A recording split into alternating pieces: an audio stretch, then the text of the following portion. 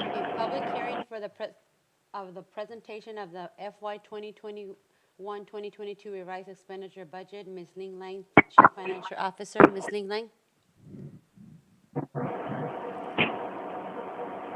Good evening, Madam President, members of the Governing Board, Dr. Ventura, and Isaac community. This evening, I'll be presenting the fiscal year 2021-2022 revised expenditure budget. As this is a public hearing, at the end of the hearing, I will take questions not only from the board, but also from any audience members that may be listening. The revised budget adoption. The Arizona Revised Statute 15905 mandates that school districts adopt a revised budget by December 15th. If the current adopted budget exceeds our calculated budget limit by $100,000 or 1%, and we receive notification from the Department of Education that a revision is required. We met both of those requirements, and so we will be revising the budget at this time. So what does our revised budget look like? Primarily, the revision involves the maintenance and operations budget, which is our largest fund that we deal with. The difference between what we adopted back in May for this year and where we're at now as far as the revised budget, we are having to reduce the budget by $1,592,580. Primarily, this comes from the revenue control limit, which is driven by our enrollment or ADM. Our budget balance carry forward went up by $237,000 from where we projected it to be. And then the Prop 123 add-on funding that changed, this is an estimate way back when in May, and so now this is a final number that we received from the Department of Education. If you recall, back when we adopted the budget, we did not have finalized budget forms, so we didn't know exactly what they were going to look like from the legislature. So the adopted budget was kind of a shot in the dark, I guess is the best way to put it. So we just kind of had to get a budget so we could get going. Now we're getting more specific as to what we need and where we're at. Fiscal year 2022 ADM and couple that with current year funding. If you recall, a few years ago, the state changed from us being funded on prior year student numbers to current year student numbers. So each month, they change what our allocation is. And so every month it changes, right? The good news is, if you look at our ADM, as we have gone through the months this year, September, October, November, we've gone from 4,500 students to almost 4,600 students, and now we're a little over 4,700 students. So we can just hope that this progression continues and we continue to go up throughout the year. This budget revision that we're going to talk about this evening is based on the October enrollment numbers. And that has to do with timing, because we get the information from ADE, we have to post it out to get it, that we're going to have this public hearing. And so we didn't have time to look at the November numbers. So it's based on the October numbers. So if we look at how much the budget would change from what I just said, minus $1.5 million, we look at where we're at in November, minus where we're at ADM in October, we've increased by 126 ADM. That is equal to $891,000. So just 126 more students equals almost $1 million for us. So the budget that we're looking at is just a snapshot in time, because this is looking at October numbers. We've already changed in December to the good, which is a good thing. But if we look at the budget reconciliation, so we can do a budget and we can make those numbers match what the state says, and they're all pretty imperfect and all of those things. But the real question is, where are we as far as expenditures compared to our budget? Okay, that's a really important piece of it. So if we look at our revised budget, it's $38,344,000. And then we say, based on that, what did we spend last year? How much money did we spend in M&O last year? Well, we spent $38,091,000. So we have a budget balance, even with saying, well, we had to reduce it by so much, but we still have a budget balance out there of $253,000. Now, that's based off of last year's expenditures. Well, we took last year's expenditures and we did things to it. We gave everybody a salary increase. We reduced positions because we knew we were going to we had too many positions because we lost students last year, right? So we reduced positions, 20 teachers teacher positions, not teachers. We reduced 2 district administrative assistants, a TOSA, assistant principal, right? 2 behavior specialists, the director of food service. So all of these reduction in positions gave us back about $2 million. So if we look at actual expenditures from our revised budget to what we should be spending for this year, we actually have a budget balance of about $1.5 million for that snapshot with October. We go back and we add in that money, extra money we're going to get for November, add the $891,000, we actually have a calculated budget balance of $2.4 million. What is this for? This is contingency money. This is if we grow more, if we get more students, and we have to hire more teachers. This says if we need to, whatever may come up, we have a cushion to get us through the rest of the year. Do I think we're going to end the year with $2.4 million in our M&O budget? No. And if we do, that's not a good thing. This money is there for us to spend on the students this year. We need to spend some of that. We need to do what we need to do to take care of our students. But we know that the money is there. That's the important piece. So although I'm presenting to you that our budget is reducing by $1.5 million, our expenditures have already reduced enough to create the cushion that we need in M&O. The other budget that changes with the budget revision is the district additional assistance. We adopted a budget of $1.9 million. In the revised budget, it's $2.1 million. The difference is $193,000. That all comes from additional carry forward. We didn't spend as much last year as we thought we were going to, so we had additional carry forward, creating the increased budget balance. So what is some just general information, right? The M&O budget actually changes monthly based on our ADM and due to current year funding, right? The ADM for the district has increased every month during this year, which is, all we can do is hope it keeps going that way, right? So when we get all the way down to the end in May, right, we'll have a final budget that we'll adopt. And that'll be after we've done everything and we'll know exactly what that final number is, right? The district additional assistance, or our capital budget, is based on our prior year student count. So that $2.1 million I just said, it's not going to change because that's based on last year. So that doesn't change based on this year's students. And then our grant funds. We didn't talk about them here, but our grant funds, we have a big grant budget, and it's also going to change throughout the year because we have a federal programs department and state programs department continues to write grants. So whatever our grant budget is now, it's going to do nothing but increase for the rest of the year. And as we go through the year, you'll see this when we go back and adopt our final revised budget. And with that, are there any questions? Are there any questions from the board? Any questions I would like from the community? No? Yes, yes, yes.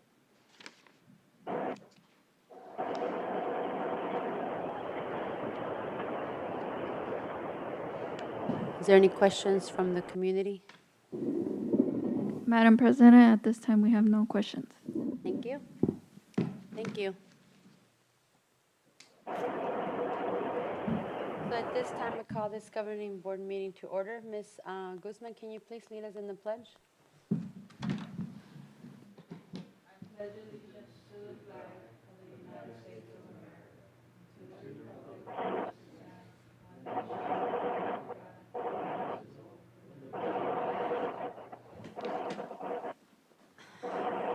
Thank you. Roll call.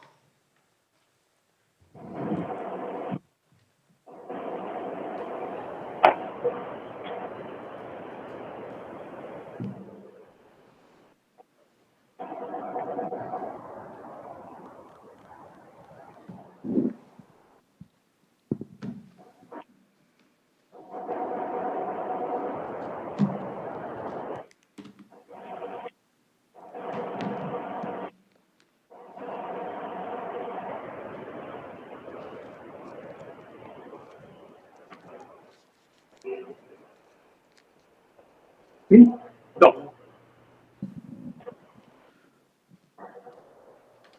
President Patricia Jimenez, Present. Clerk Mr. Rudy Santa Cruz, Here. Member Maria Guzman, Here. Member Harry Garewell, Member Maria Hernandez. Madam, President, we have 2 absences.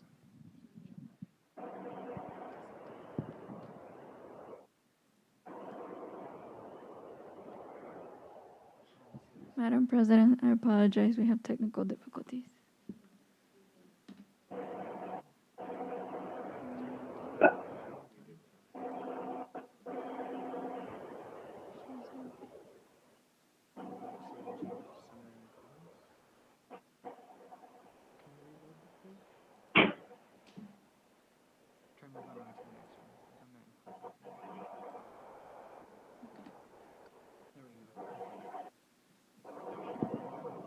We good? Okay. Do I have a motion to approve December 9, 2021 regular governing board meeting? Is there a motion? So moved. Second. Call for the vote.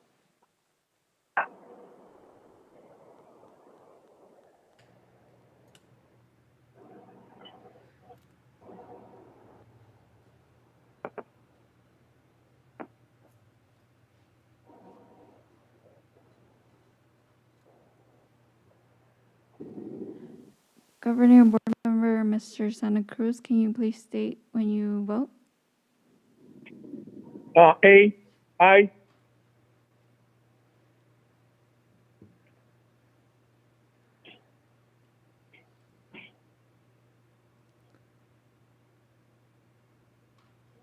Carries. Next, approval of the November 4th, 2021 Governing Board Special Meeting Minutes and November 18th, 2021 Governing Board Regular Meeting Minutes. Is there a motion? So moved. Is there a second? Second. Any questions, suggestions, changes? Hearing none, call for the vote.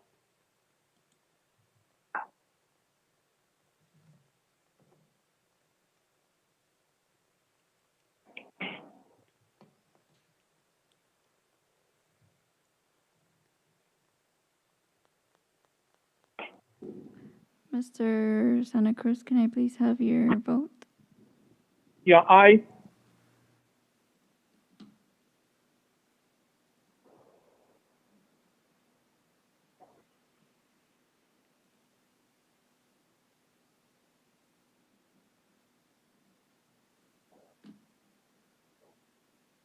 Motion carries.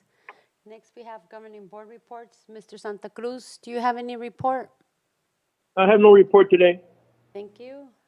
Mr. Harry's not here, or Maria's not here. Myself, all I want to say is this is our last board meeting of the year. I want to wish everybody a safe winter break.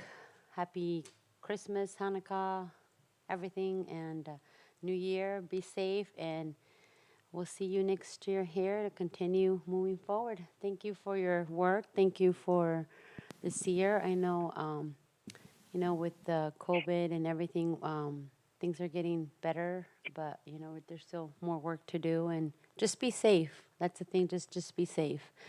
And that's it. Ms. Guzman? Just want to wish everyone happy holidays. Thank you. Thank you. Dr. Ventura? Madam President, members of the board, I too would like to wish everyone a happy and safe holiday season. As we near the break, we have one more week before we let out for our winter break. Also like to just let the board know that because of the pandemic and the limit of visitors on campus, our schools hosted virtual student performances for December.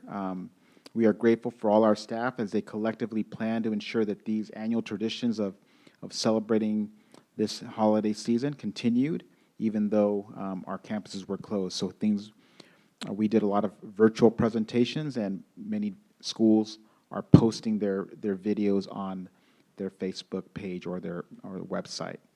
Also like to share that at this time, Zito, Pueblo del Sol, PTCO, and the district office have sites that have 80% vaccination. And as a district, we are at 78%, so 553 of our employees out of 709 have been vaccinated. Next, I'd like to share with you, we're going to highlight one of our students from JB Sutton. We have 5th grader, Janie Madrigal Tapia.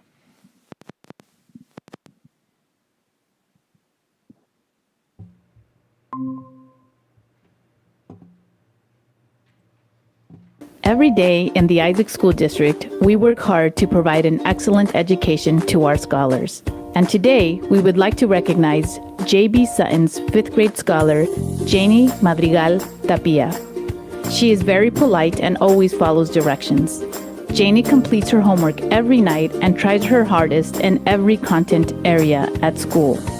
She works hard to complete her iReady test, and this year, her teacher has seen tremendous growth academically.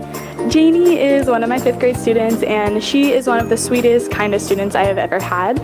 She has grown so much this year and really makes an effort every day to show up and do her best even if things are hard. I am so proud of how hard she's worked this year, and I've definitely seen that growth reflected in her scores.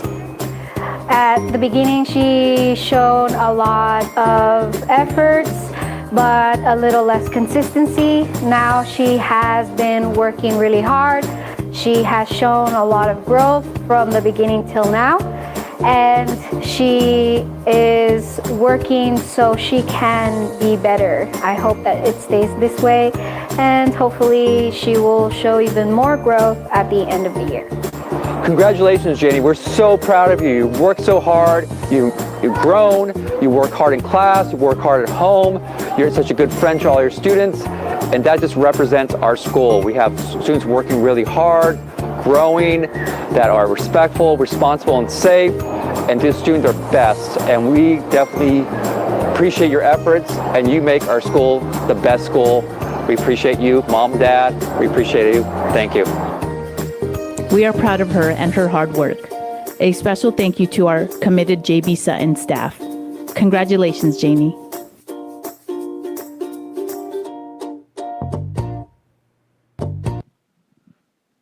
Thank you for that video presentation. Our next one is 7th grade teacher, our ELA teacher from Morris K. Udall, Sandra Aparcio Vasquez.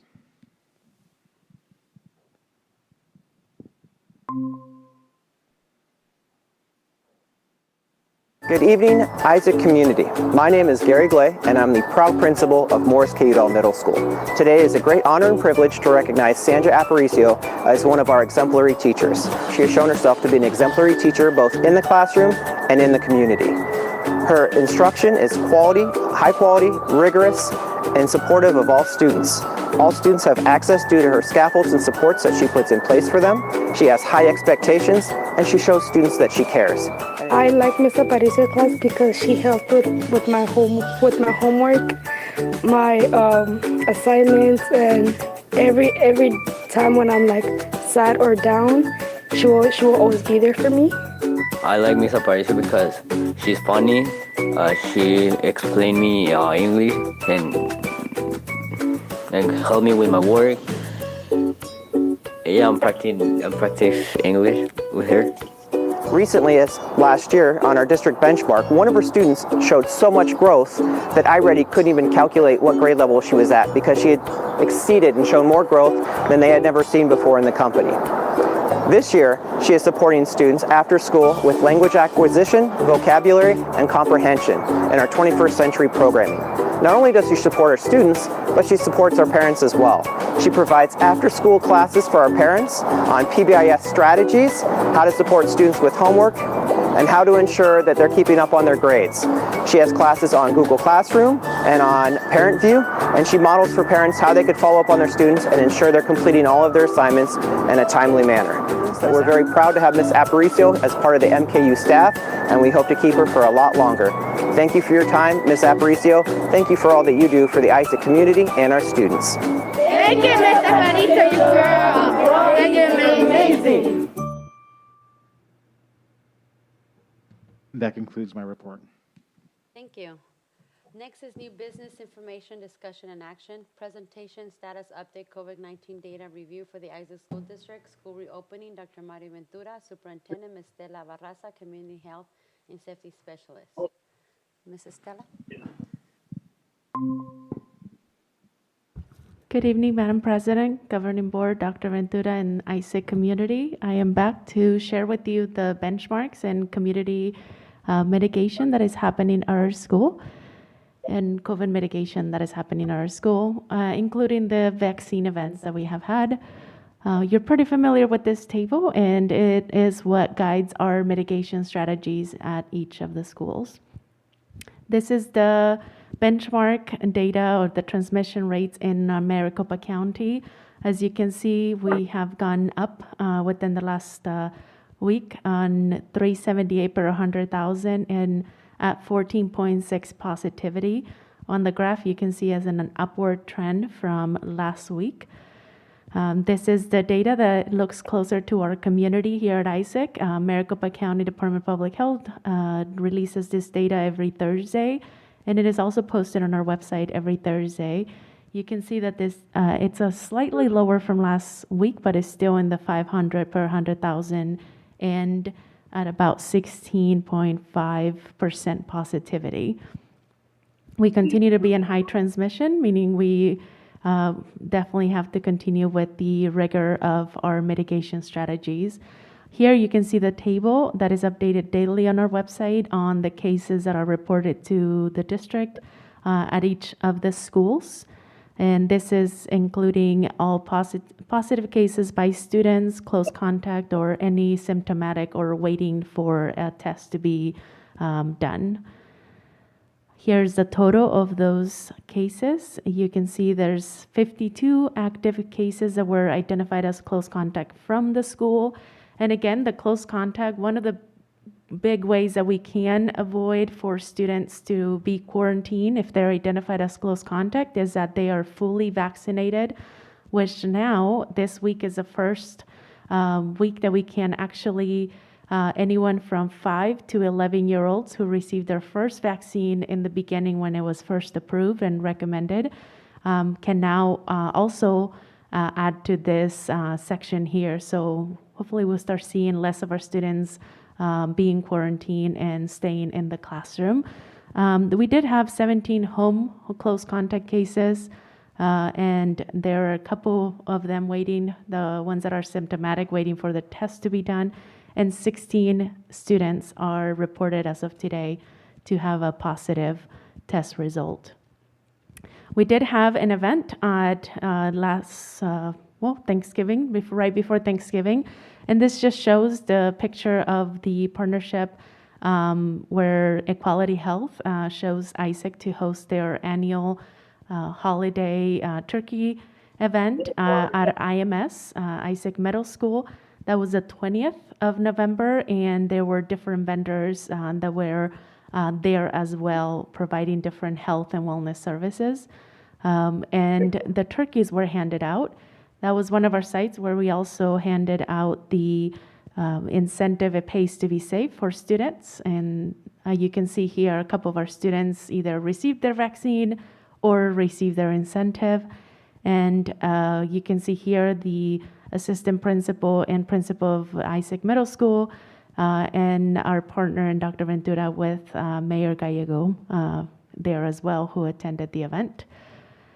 We continue to focus on a multi-layer approach for our mitigation strategies, anywhere from education to vaccination events and providing easy access to testing as well. Any family member or student at ISIC or staff member can have that accessible to them. It's very much aligned with the plan that President Biden released for the nation. And we continue to host those events at least 2 times a week here at our schools. And you can see here our students are very excited about receiving their Pays to Be Safe gift card. We have had families come in. Here you can see families of 4 students who leave with their $100 gift card. And these 2 particular families here actually left with $200 each student because they got their second shot at our last event, and they we have a partner. Our partner also receives from the city of Phoenix a gift card for getting fully vaccinated at one of our events. So they were pretty excited about that. We continue to have our events. This is a schedule for the next 2 weeks. We have 2 events, one tomorrow, Saturday, and the last 2 of the year will be next Friday and Saturday for that. And then we'll resume back in January 4th. I will love to highlight one of the pieces that is happening for mitigation at schools. The Leaders in Action for the Latinos in Action at MKU, Morris K. Udo, actually did a very, very cool project that we want to highlight. And this one in particular, led by Ms. Palmero, Laura Palmero there, they created a 2-week school-wide campaign to promote safer environment at their school. They created videos, PowerPoint slides, and so that was a very amazing project there that I would like to recognize them for keeping their they're really initiating that component of safety in regards to COVID-19 mitigation. Any questions? Any questions from the board? I don't have any questions. I just want to make a comment. I want to thank you. I can't express this enough. Everything that, that's going on in the district, all the events, all the shots, all the partnerships, I think it's awesome. This is, I think, in my years that I've been here that, we've been having a lot of events, which is amazing. I see your Facebook Live and everything that we have going on in our schools. So I thank you for all the information that this community is getting. So thank you very much for these wonderful events. I know I can't attend all of them, but I do watch them, and thank you for that. So thank you very much. Thank you, Madam President. Madam President, if you could hold on one moment, Mr. Gerwald is going to join us. Thank you.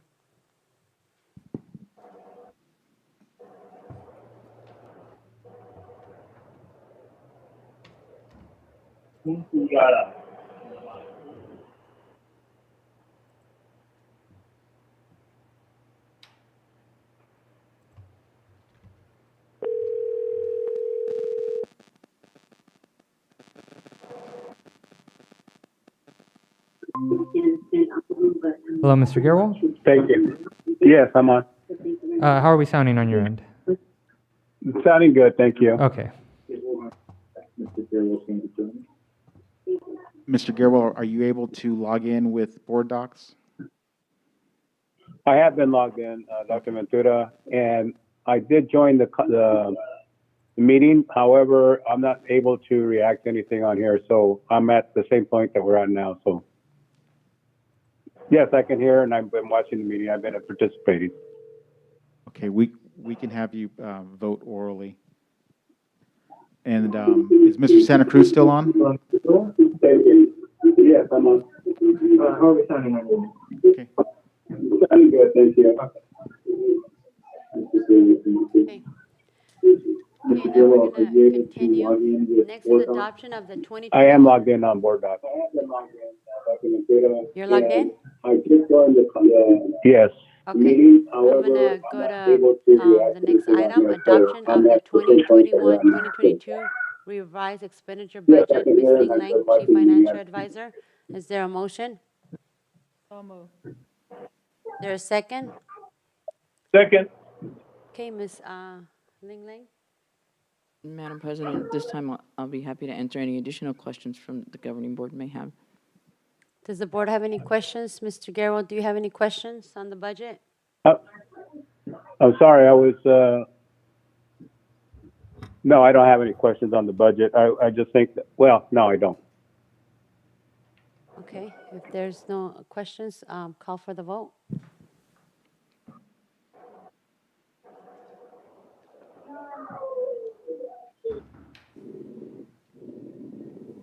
Governing Board Member, Mr. Rudy Santa Cruz, can I please have your vote? Yeah, aye. Governing Board Member Mr. Harry Garwell, can I please have your vote? Yes.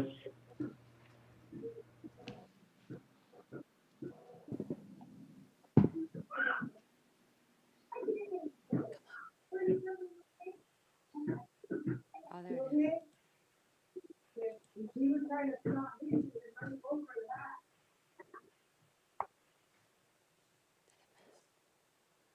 Motion carries. Okay, next we have recommendation to award the 2021 RFP 003 after-school enrichment services to multiple vendors listed, Ms. Ling Lang, Chief Financial Officer, and Mr. Aaron Harris, Director of Federal Programs. Is there a motion? So moved. So moved. Is there a second? Second. Ms. Ling Lang?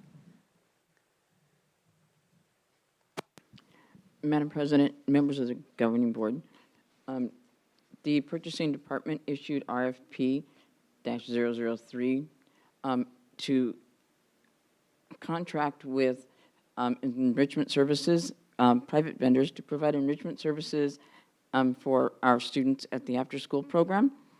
Some of this will run through our 21st Century program. Some of it will run through our Isaac Learning Club. And so this allows the schools to, there are 17 vendors listed there. This allows the schools to choose the vendors that are appropriate for their site. And this way we have them under contract, and so we do not have to do any further procurement. It is a multiple-year award. However, they will only be awarded for the next year based on their prior year performance. There are questions from the board? Is there any questions? Okay, hearing Not none. a question, Madam President, just a clarification. Okay, So, go Ms. ahead. Lang, the performance of the vendors of the prior year will be determining if they are extended to under contracts. Is that what I heard you say? Yes, sir, Mr. Garble. Okay, thank you. Okay, call for the vote.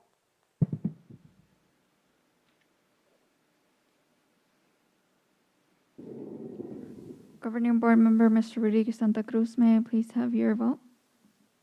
Aye.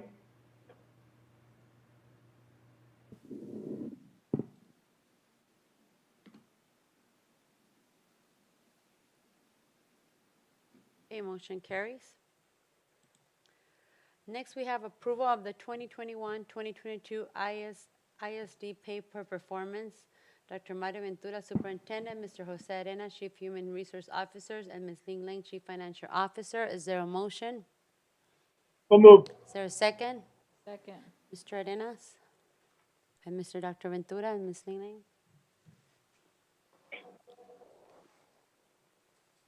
Okay, Madam President, and members of the board and Isaac community, tonight we have before you for the first time a comprehensive pay-for-performance plan that would include all employees, and it's going to incorporate part of the plan formerly known as 301. So I will begin the presentation. Due to the sunset of voter-approved Prop 301, Governor Ducey signed Senate Bill 1139, allowing for the modification of distribution requirements for monies from the Classroom Site Fund. The modified distribution of these funds allows greater flexibility on how to allocate distribution, and most importantly for this agenda item, allowing staff identified as providing student support services the ability to participate in the performance-based compensation. The majority of the personnel positions eligible for performance pay funded out of this Classroom Site Fund are certified positions that support student learning, either directly or indirectly, and address student academics, socio-emotional, and other learning needs. So pay for performance, as you know, our former 301 has been around for many years, and it was mainly focusing on teacher performance and allowing for pay components tied to that performance indicators related mostly to student academic performance, either directly or indirectly, and measured by evaluation, student achievement data, practices that promote parent and student input, and teacher development. So why expand performance pay? Well, we have other employee groups, and some of the, we believe all our groups of employees deserve these same opportunities. Pay for performance aligns with our strategic plan, which has identified performance indicators for each of our goals. Pay for performance aligns to our core values of customer service, accountability, professional growth, and most importantly, continuous improvement. Pay for performance will increase employee engagement in their work and move us as an organization to focus on performance, results, and accountability. Pay for performance is conducive to improved performance and job satisfaction, and we hope that pay for performance in the Isaac School District will support employee retention. Mr. Arenas? Good evening, Good evening, Madam President, governing board members, Dr. Ventura, and stakeholders. As Dr. Ventura has stated, our pay for performance plan is an opportunity to provide an equitable playing field for all employee cohorts. Our plan, formerly referred to as 301, builds bridges, and it reinforces some of those bridges that we feel need to be straightened. The Pay for Performance Plan. The Isaac School District Governing Board understands the importance of recognizing the excellent work and performance of Isaac staff. The District Pay for Performance Plan is created to ensure equitable opportunities for all district employees. This plan incorporates several sections that are pertinent to specific groups of employees, such as certificated staff, site-based other staff, certified staff, district level other site staff, classified support staff, and our administration.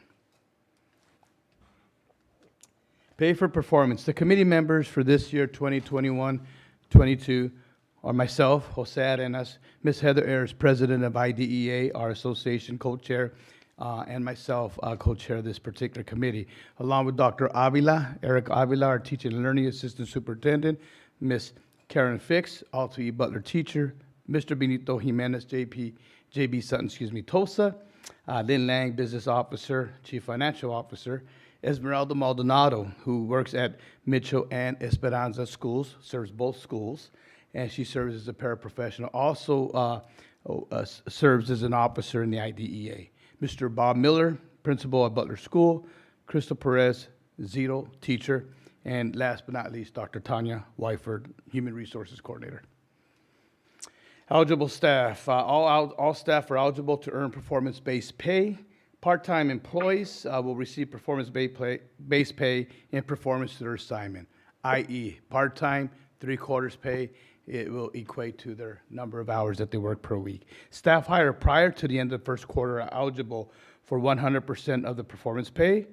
Staff hired after first quarter but before March 1st are eligible for 50% of performance pay. That would be this current time we're in right now. Staff hired after March 1st are not eligible for performance pay regardless of whether they meet all requirements. Staff resigning from Isaac School District effective at any time during the academic school year, so the 21-22 school year, will not be eligible for performance pay. Say that 3 times, I'm sorry. With that said, non-benefited long-term substitutes qualify for performance pay. Contingent they work at least 91 contract days or 1/2 of the student contact days. That serves as retention for us, Madam President, and board members as well, for substitutes, for long-term substitutes, and certainly for our retired staff who do return to support our students and our community members in our schools. This is also in the employee handbook. Certified staff for performance plan. This is previously known once again as 301, the classroom site plan. Certified staff will receive performance pay for meetings and or following the 4 components, and it's broken up in 4 components. This is the existing plan. This has been the plan that we've worked from and with in the Isaac District community for the last 4 years or so. Teacher performance classification is 40%. That's 40% of the performance pay. So that's the first component. Could be confusing. 4 components. The first component is 40%. 70% is based on the teacher performance classification scores, and these have not changed. Highly effective, effective, developing, ineffective. And you can see the total percentages within those classifications, Madam President and board members. The other part, the 30%, of that 100% for the 40% of component one, it's confusing, I'm sorry if you could hear me, is the grade level student growth piece, and that's 30% of a student's teacher's performance classification score. That, of course, is measured through metrics utilizing the iReady plan, my learning plan and the iReady assessment, that's utilized in our schools throughout the course of the school year. The beginning of the year and the end of the year benchmarks. Second component is the performance development and family support, 30%, that's component 2. Component 3 is 15%, which is parent notification. And then last and certainly not least is teacher feedback survey, which is 15%.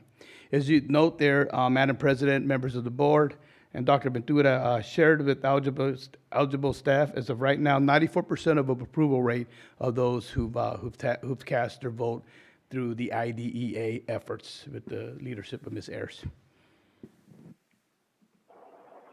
Pay for performance for certified staff. This is just a friendly reminder, Madam President, members of the board, Dr. Ventura, these are the teachers that are outlined under the certified staff element, the certified staff category, if you will. Classroom teachers, special education teachers, special area teachers, art, music, library, and PE. Counselors and our interventionists. Once again, current employees. Our site-based other certified staff, so their plan would look similar in terms of 4 components. However, the metrics and the measurements will look a little different because they're on site, but they're working not directly, they're working indirectly with students at times, and certainly not in the classroom 100%. So number 1, site-based student achievement would be 50%, the measurement. Professional development would be 10%, employee evaluation 30%, customer teacher input survey, 10%. So once again, the components do mirror what the other staff members are looking at as well. District level other certified staff, once again, this is another cohort of employees that work with us in the certified ranks, if you will. Their first level of metrics, utilization and review in terms of measurements will be district-wide student achievement, 50% of total performance. Professional development would be 10% of total performance. Employee evaluation would constitute 30% of total performance. And again, customer teacher input service survey, 10%. Just as a friendly reminder, Madam President, board members, and Dr. Ventura, I know that many times we wonder who's the employees, who's other certified, who's other staff certified, who are classroom teachers. Just in terms of simplicity, if I may, I'd like to add this particular slide. Site-based other certified staff are our psychologists, therapists, our occupational therapists, physical therapists, our social workers, our PBIS specialists, and our social emotional learning specialists. District level, other certified staff are strategists, academic coaches, TOSAs, teachers on special assignments, extended learning specialists, and mentor teachers. Classified support staff. Madam President, if I may, and board members, and Dr. Ventura, I know that this has been really a mission, really a pillar of what we've been working on these last few months, I feel, in terms of, once again, reinforcing bridges, equitable playing fields for, I don't want to sound like unequal situations, but things that maybe there's a gap. So I know that Dr. Ventura's mission has been really push this envelope. So we're at the point now where, depending on board action, of course, this performance, pay for performance plan, will include classified support staff. The evaluation portion of it would be 40% of total performance, the payout, if you will. Attendance would be 30% of the total performance pay. And third is the professional improvement. I like to call it a summative. We term it a summative goal that our employees would have to submit to earn the remaining 30% of the payout. What's key here, Dr. Ventura has pushed this again, Madam President, board members, is the performance indicators. This is not an attempt to, I want to say this very respectfully and carefully, we're not just saying here's extra money. We're saying here's an opportunity for you to align your performance goals, your professional goals, your tasks, your responsibilities to your work and what you do. And as we know, classified support staff, an integral part of what we do every day, day in, day out at our respective sites, certainly here at district office, out literally doing the lunch monitoring, bus evacuation, supporting with duty, outside duty, all the above. We certainly know that. I know, Madam President, board members, you certainly know that. This has been a big emphasis, this particular effort as we look at this. I will say, Madam President, board members, and Dr. Ventura, this continues to be a work in progress. This is our framework. This is what we're working on. We've collaborated very, very closely with our classified support staff leadership, and Ms. Maldonado, if I may. I know she serves once again as an officer in IDEA. We work with Ms. Ayers, so this is an opportunity for us to expand our opportunities for all employee groups. Administration staff, once again, if you look at the consistency, we are looking at site-based or district-wide student achievement, depending where the administrator is assigned, of course. 50% of total performance pay. Professional development would be 10% of total performance pay. Employee evaluation would be 30% of total performance pay. And last, certainly not least, is the customer service survey, 10% of total performance pay. Again, emphasizing the 4 pillars, if you will, or the 4 anchors, and that's achievement. I think Dr. Ventura, Madam President, I know you and the board members have really always looked at student achievement, how important that is, and what we're here for in terms of teaching and learning. Aligning professional development, what am I doing as an employee, whether I'm a classified employee, teacher, other certified staff member, administrator. What am I doing to help myself, help others, specifically our students in the classroom and outside the classroom for that matter.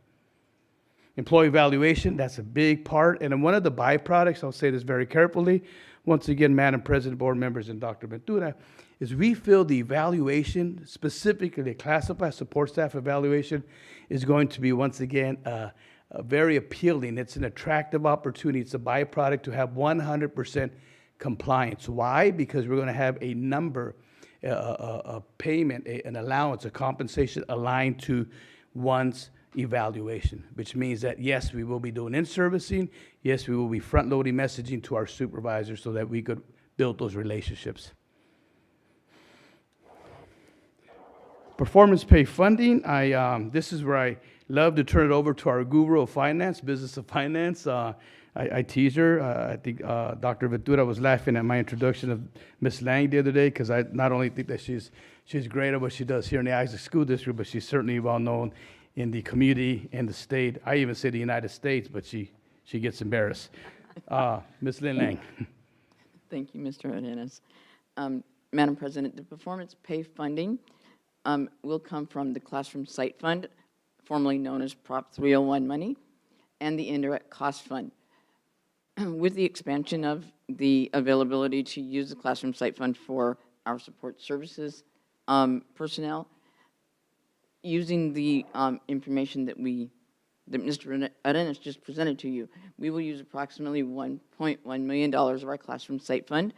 Again, just as a reminder, that funding we receive every year based on a per pupil basis. It's calculated by the legislature and provided to us in March. How much that's going to be in is, as you are aware, the amount that we pay teachers had paid teachers in 301 would fluctuate each year based on how much money we receive, and the same will continue along that line. The remaining individuals, mostly our support, our classified support staff and our administrators who are not eligible to be paid from Classroom Site Fund, will be paid from our Indirect Cost Fund. Indirect cost is very flexible funding. It is received as a percentage of the amount we spend on in our grant funds annually. That's calculated again by the Department of Education and provided to us. So every time that we make a grant expenditure, a small percentage of additional funding comes back to the district to help support the grant. So using those two funds, which will continuously be funded through the years, the total that we're estimating the cost of performance pay to be about $1.5 million.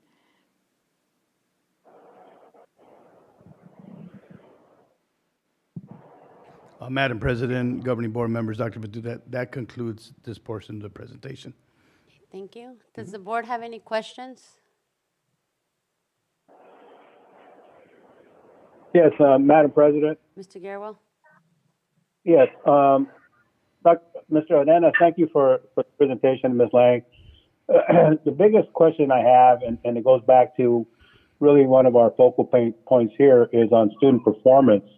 And as I was looking at the documentation that came through that we were provided recently, I was looking at the breakdown as far as the differences between growth and proficiency. And I bring that up because I know that we have incorporated in through our new program where we're going to be looking at focusing these. And I see that in student achievement, which is 50% of the total performance, it indicates that only 10% of that will be based on proficiency. Is that a number that will continue to increase as we start to see more outcomes? How do we tie this back to more proficiency versus growth? Madam President? Oh, I'm sorry, Dr. Ventura. Thank you. Just okay. That's a good question, Mr. Gerwell. So we looked at prior data that we have from our benchmark assessments iReady, and we tried to come up with a number that's accessible, and it's reachable, and it's challenging, but it gives us something to work towards. So to answer your question, yes, as we collect data and analyze it and see the levels of growth that we can attain, this will be a number that we will increase as we get better at this. Again, this is a new tool that we're using with iReady. This is the second year, actually, but this is the first year that we have students in our classrooms every day during this pandemic. So yes, we will be monitoring that. And I'll just share with you that when we looked at prior data, there was sometimes 1%, 2%, 3%, 10% growth. But overall, right about 3% was what we saw we were averaging K through 8. So Dr. Ventura, I get a little confused because you're using the term growth. Is that growth in proficiency, I'm or sorry. is that in growth? Yes, I meant growth in proficiency. Yes. So as we yes, we measured at the beginning in August where the kids came in and where they ended up in May. That's the growth in proficiency that we were seeing. Okay, and I'm glad for the clarification because I know that some parents often get confused by that because we use the terms interchangeably with one another. And so that's why I always want to make sure that we have, clarification on it. So on the iReady with the outcomes that we're anticipating, we should start to see a growth, I should say, a increase in proficiency over time based on the way that it's structured. That's what I would be hopeful for. Correct. Okay, thank you very much for the answer. Anything else from the board?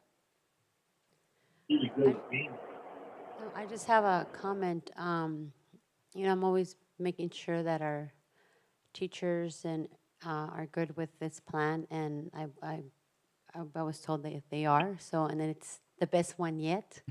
I'm very pleased. I'm very pleased that everyone gets an opportunity to get paid per performance. The only thing that that we do need to monitor, and who doesn't want money? Who doesn't want that extra money, especially the way things are right now?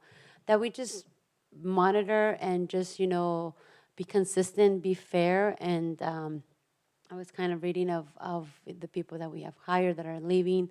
Just it's a lot of work. So whoever's going to be doing this and doing the evaluations, because that's very important based on that. So my thing is, how are we going to get this across to, two questions. How many staff do we have, and how are we going to get this across to the whole staff? Thank you, President Jimenez. Ventura. So we, upon your approval of this plan, we are meeting tomorrow and creating another plan, which we call our communication to distribute this information. For this to be successful, we have to go back and retrain all of our supervisors to make sure they know how to use the evaluation instrument correctly and fairly. So that will help bring trust in this instrument and trust in this pay-for-performance plan. So again, first starting off with training our supervisors, letting everyone know what this booklet looks like, creating videos and slideshows for all employee groups with their specific components of this pay-for-performance plan so that the employees understand what their responsibilities are and what they can do to receive these fundings. So we're meeting tomorrow because we know for this to be successful, we have to roll it out with a lot of communication, a lot of examples, a lot of information. And how many staff do we have? We have 709 staff members at this time. Including everybody. That's everybody. So can you come back to the board, because this is new to the district, whenever you do the payoff, like what is the percentage of, the 700 and something staff and how much, just, out of that staff categorized, this is how much it was giving that pretty much, met the qualifications to get the pay? Yes, we can provide that report. We'll do per the different groups and the percent or actual numbers of people where they landed in performance pay. Okay.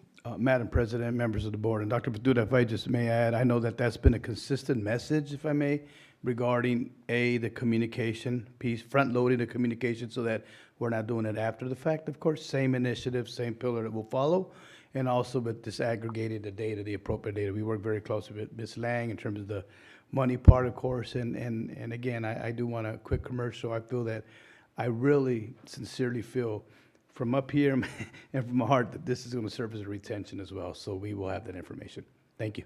And before we go, I want to also thank Ms. Ling Lane and Mr. Arenas. You guys are a great addition to our Isaac family. I know you work hard, and thank you for what you're doing. Like I said, everything that the SRS funds that were given to us I believe that we're spending it in the right, what's the word that I want to look, the right people, the right things that we want to do. I know we have other projects as well. So and this is how we're going to attract the community more, hopefully, bring more kids, more families. So thank you very much for all these great ideas and what you guys are doing. Okay. Thank you, Madam Anything President. else from the board? Okay, hearing none, call for the vote.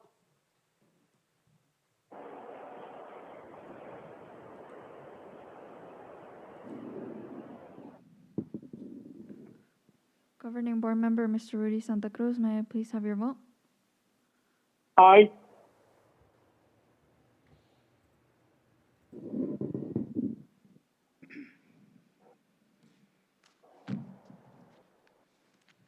Okay, motion carries. Okay. Okay, next, can I have a motion to approve the whole consent agenda? So moved. Is there a second? Second. Call for the vote.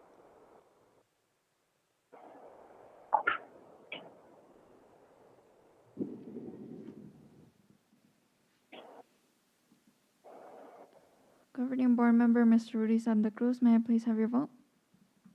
Aye.